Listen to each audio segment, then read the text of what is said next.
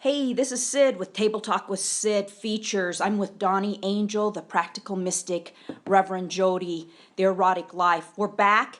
We're so excited today because there's this subject that Dawni brought up. I think it's fabulous because you're absolutely right. It's on this thing of judgment, and it is crushing the world, actually. The entire world suffers from this because so many people, regardless of what country you're in, what religion you're from, how much money you have, what color your skin is, people since the beginning of time have been busy judging one another. That judgment is the downfall of society because what makes us brilliant is that we are all different, that we all have different talents, different abilities, different meanings, a different purpose on this earth. And without each one of us and our difference in doing things with our little hiccups, the things that can kind of get at you sometimes, that's what makes you brilliant. I just want to bring up something while we're talking about this. For example, like a Seinfeld, right? What made Seinfeld, the show, so amazing is the quirkiness Absolutely. of each individual. If each individual was on that show was quote unquote perfect, right? Yes, the eccentricities that makes it interesting to watch. That's right, and that's why we all can watch an episode over and over. And we laugh about it. Oh, I saw that, but I'm watching it again because I think that's a brilliant note. That's what makes life, people, our existence, our community brilliant, is that we have that quirkiness about each person that makes you kind of shake your head like, what the crap? How can you even think? Because I think of like Kramer on there, right? You think, how can someone like that just bounce around the world? But people like that bounce around the world, but it makes life brilliant. So I'd like to hear from you, Dawni, your thoughts on this, because it is quite a brilliant subject to talk about, and I think it's really important right now. You know, the reason I love this subject so much is because I grew up being very judgmental. And it wasn't over, differences in race. It wasn't racism, sexism, classism. It was more about what it meant for somebody to be a good person. Really? What they had to be doing and how they had to be living their life. I've always been the kind of person that has, for the most part, sort of had my ducks in a row. Mm-hmm. I'm an organized person. I have an organized mind. My house is clean. My bills are paid. And I could not, for the life of me, understand when I was young why everyone wasn't the same. And if you think back, ladies, to when you were in your teens and 20s, mm-hmm. And maybe even our 30s, you do sort of have an idea of how life is supposed to go. Right. And a lot of that we didn't even choose into. We were literally born into a society and a culture, and depending on who our parents were and what they found as value, that we believed this is how you have to live life. Mm-hmm. One thing about my particular family, they're very stoic. Okay. They're very brave. They can handle large amounts of challenges, physical pain, obstacles. And I'm going to take, this has probably gone back for centuries because those kind of things absolutely are within the roots. Absolutely, mm-hmm. No question. If I think about my grandparents and my great-grandparents, mm-hmm. absolutely no question. And so when I would see people acting and reacting very emotionally to things, I would judge it because that's not what I grew up with. Right. Well, as I got older and I started having some very real and deep challenges. How old do you think you were when that happened? I would say, well, I have a theory that we become real people when we're 40. Something really, truly changed in me right mm-hmm. around my late 30s, right around 40, I would mm-hmm. say, where I started, oh my word, look at this. Look how many paths there are. Mm-hmm. Look how many paths there are. And my best friend, his name's Gideon, and one of his favorite quotes is, if you're someone who thinks there's only one path, that makes you pathological. Yeah, there you go. And yeah. I thought, that's brilliant because there are so many ways to do it. And we don't all want different things.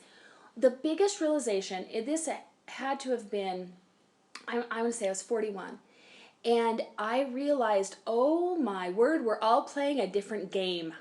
Mm-hmm. Every one of us is here on earth playing a different game. There are people playing the game of, let's see how much money I can get. Mm-hmm. There are people playing the game of, let's see how many countries I can visit. Mm-hmm. There are people playing the game of, let's see what an amazing mom I can be.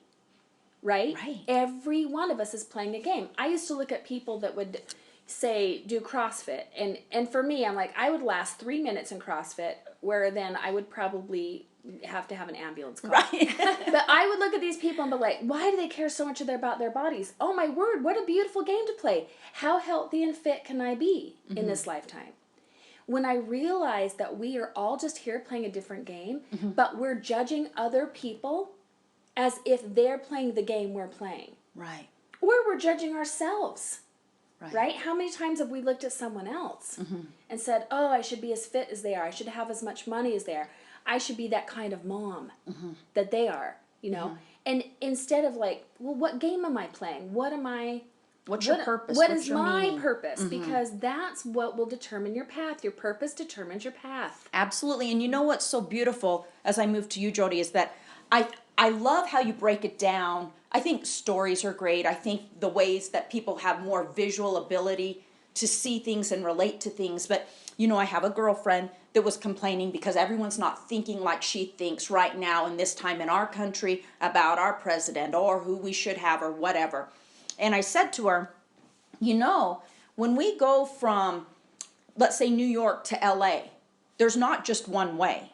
There's all these different freeways. There's different back roads. You can stop. Some people may want to stop and hike. I frickin' don't want to get out of the car. Why do I need to go from A to B? I'll just stay in the car. But my point being is that if we all were only to take one road from New York to California, we'd still be on that road forever because it would be gridlock. There would be no movement. But because we have freedom to travel and do it in all different ways and take an airplane, that's what makes the journey brilliant, is that we all do it differently. So I would like to know from you, your point of view on the difference between people and the beauty, because there's so much bickering right now going on, unneeded bickering. I guess, you know, I have a very different life experience from that. I don't know why that is, but I never could quite fit into a box. If I look at back in my high school days when there were all these cliques, I never really fit into every clique, but I was welcome into all of them because I just kind of floated around and was... I don't know. You kind of have a butterfly feel about you. You do, Jody. That's my archetype. I didn't try to be a part of everything, and I guess I couldn't have said this at the time. I didn't have the wherewithal to say, oh, I can gain beautiful things from you and you and you. I just kind of naturally gravitated to that, but it also set a framework to, as I got older, I could kind of get away with a lot of crap that people couldn't, because I just did my thing, and I could do something completely outrageous, and people would go, "That's just Jody." Oh, that's just Jody. Oh, I can see that. But that, Jody, that's what we love about you, is how outrageous you are. I love how unpredictable you are. I never know what you're going to do or say next, and that's my favorite damn thing about you. Yeah. But you know what? It's allowed me to have some beautiful experiences, because I think back to a time where I was a director of a nonprofit organization, and being in that work, when you're working with the most impoverished of people, I worked with single moms in the welfare program, and we helped them to transition into not just employment, but successful employment. So I'm working with these single moms, and then I'm also working with, my job was the development director, so I'm working with people that have money. And I had this opportunity to go to this black tie gala, and it was just an absolutely beautiful event. And someone said to me, a judgment about rich people. And you know how terrible, I'm paraphrasing right now because I can't remember the exact verbiage, but she was talking about how greedy and everything they were. And I said, oh, but you didn't have the chance to experience what I did and see how generous and how much they contribute to our community, and so on and so forth. And boy, her brain just flipped real quick. And she started to say, oh, yeah, I see that. Now, on the other side, I remember one of the single moms in my program, she had all these children, and she had so many freaking life experiences. She had traveled everywhere. And here I was, you know, I was at the point where, you know, I was a single mom, and I thought my purpose was to be better and accumulate things so that I could show that I did this stuff as a single mom. And I said to her, I said, you know what, I'm kind of envious that you've had all these opportunities to go out and experience the world. And she said to me, it's really easy to do when you have nothing. And that has always stuck with me. Because I thought, you know, here I am encumbering myself with stuff. Playing because a different game, exactly, right? That's the game you were playing at the time. because people would judge me if I didn't have stuff. Right. But here, all along, I was craving the experiences that she had. And I envied this woman and her children because they were out doing life. Right, right. And here I was working so hard so I could accumulate stuff. You know, that's interesting. And I think for the listeners, for me, sitting here as a listener, this is what's so brilliant, is that here we are sitting with two amazing women. But what's amazing is, I can relate to both of you. Always been very organized. I always known what I want, how to get it, outspoken, you know, driven, all of those things. Took me a lot of years because I had zero patience for people who, quote unquote, cried.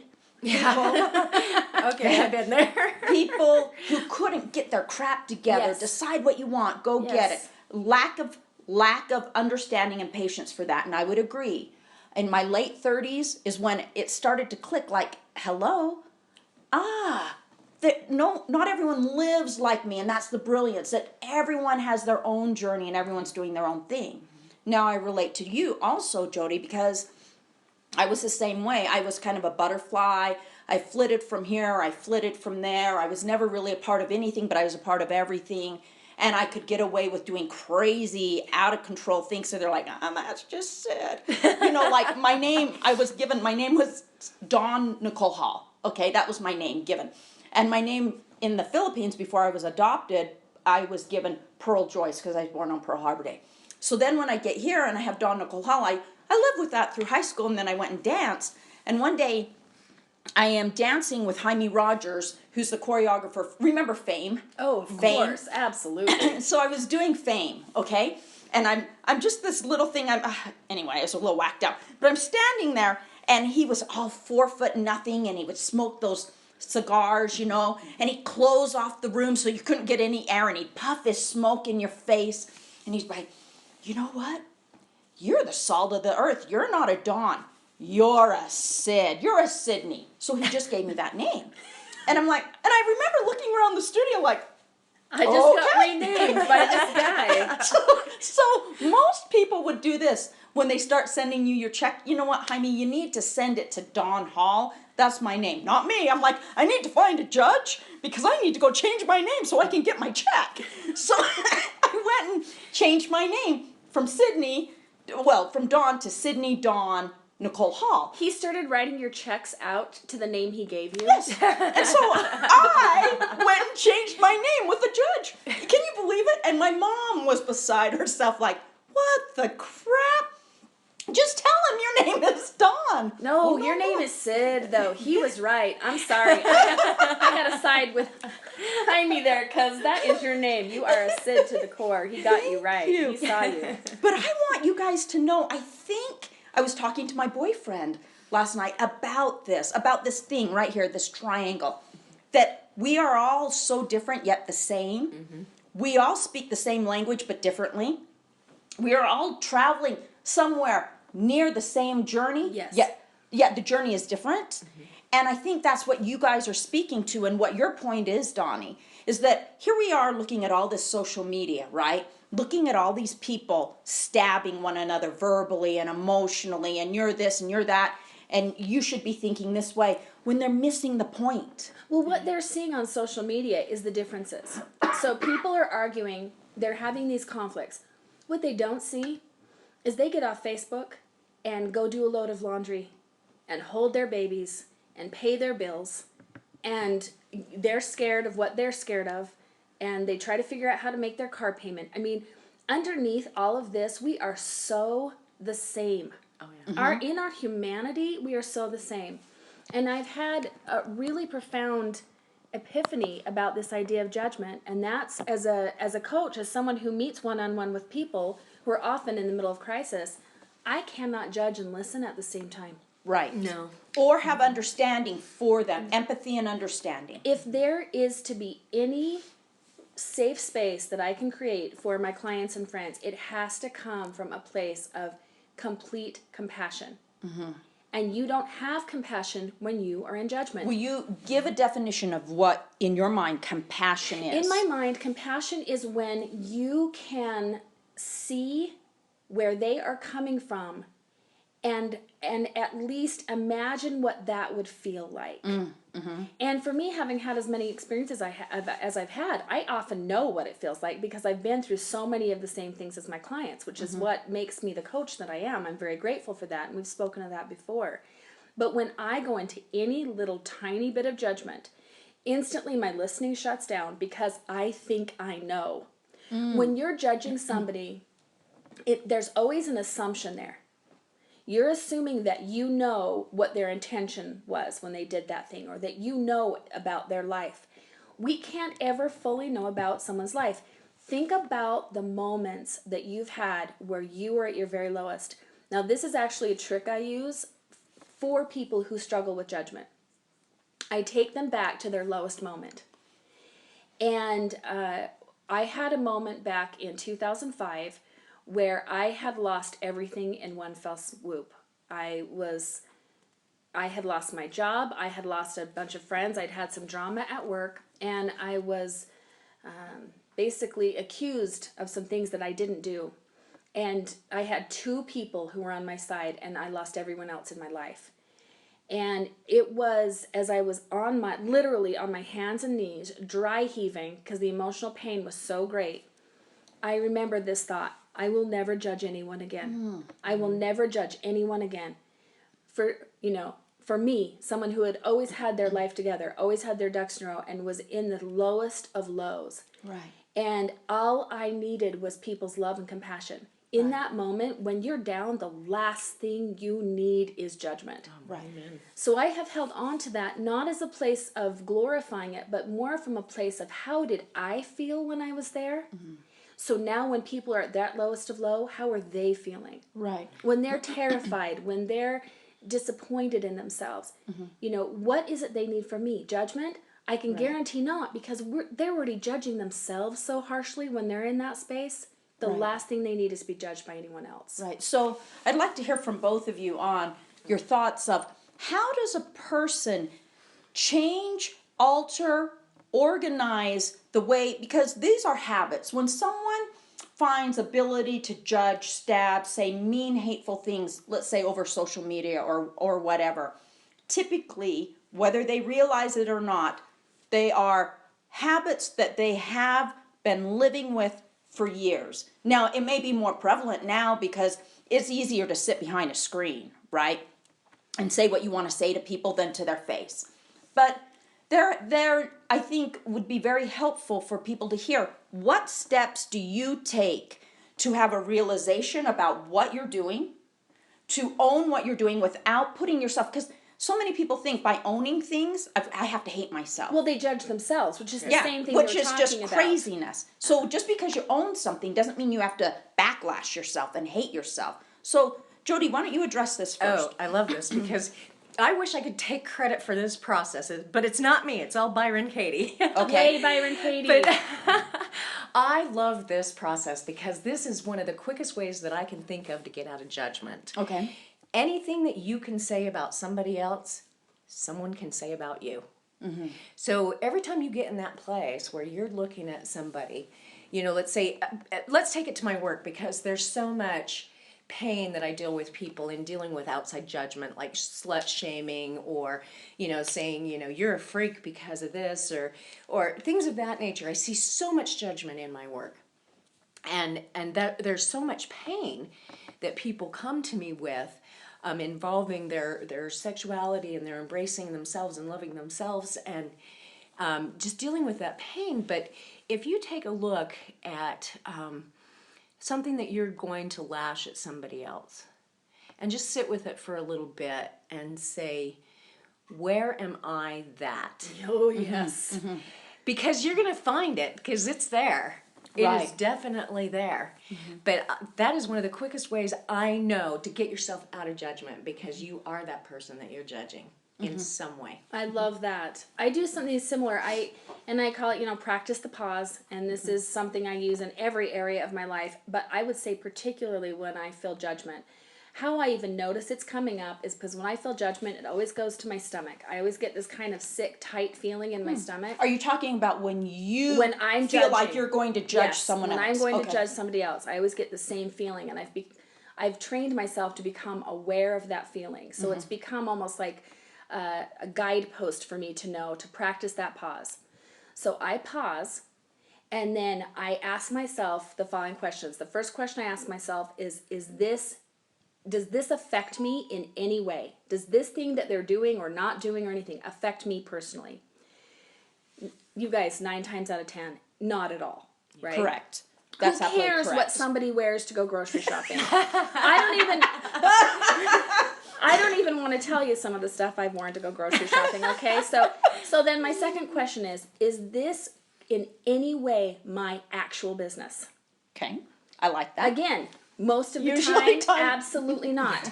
Okay, then the third question I ask, if there is a yes in either one of those, it does affect me and it is my business, then my third question is, then what would be a powerful way to talk to them about it? It doesn't, we do not need judgment to have conversations with Absolutely. people when something's not working for us. Say you're in a relationship with somebody and they're doing something, say they're in a relationship with someone who smokes. Okay, well, you may care about their health, right? But maybe if they're smoking right in front of you or in the car with the windows closed and it's affecting you, that's just a conversation. You don't have to judge someone for smoking to have a conversation about making a powerful request, about having a boundary there. Right. And this is a thing, is we feel like sometimes to create boundaries we have to judge. Right. That's not judgment, that's discerning, and it has a very different energy, because it literally is about things that directly affect us and just take a straightforward conversation. Right. So those are the 3 questions I ask myself, and I'll tell you, usually that very first one, Yeah, does this affect me in any way? It's a no, and I let it go. those are both fabulous. I love that they're different. I love that they're the same yet different. One thing that I do that I work with my clients on is when I start feeling, for me, if I'm going to judge, that judgment is I love the opportunity to become that person in someone's life to help them find their brilliance. So I like to look at that person instead of looking for what's wrong with them. Look for what's right with them. Look for what's unique about them. What makes them amazing? What makes them a little quirky? What's their superpower, right? Yeah. And I like to take a moment to step back, and then I love, instead of giving the jab of what's not right about them, giving them that gift of magic of what's brilliant about their soul. And it just changes that whole insight about yourself around. Your spirit is lifted, and then all of a sudden you gave a gift of life to somebody else in that day because you picked them up. And people think we have to go spend money to give a gift. Oh, hell no. No, those gifts open a door. Give a smile. Say thank you, please. Uplift someone for what their brilliance is, whatever it is.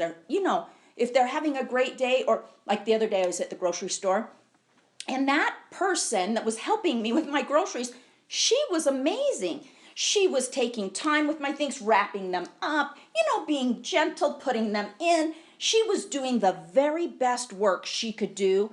And just by saying to her, I'm really impressed by you. You're an amazing person. She began to get teary-eyed. She said, that's all I needed to hear today. Yeah.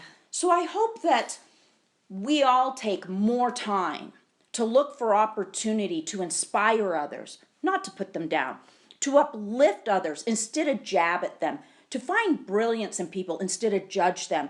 Because if we all can do this as our own individual, our community, regardless of who our president is, regardless of what country we live in, regardless of the color of our skin, the amount of money we make, or where we live, our world is going to be a much better place. We're going to find that our future is going to be filled with opportunity. Our children are going to view the world differently, and we're going to have much more hope, peace, and ability in our future.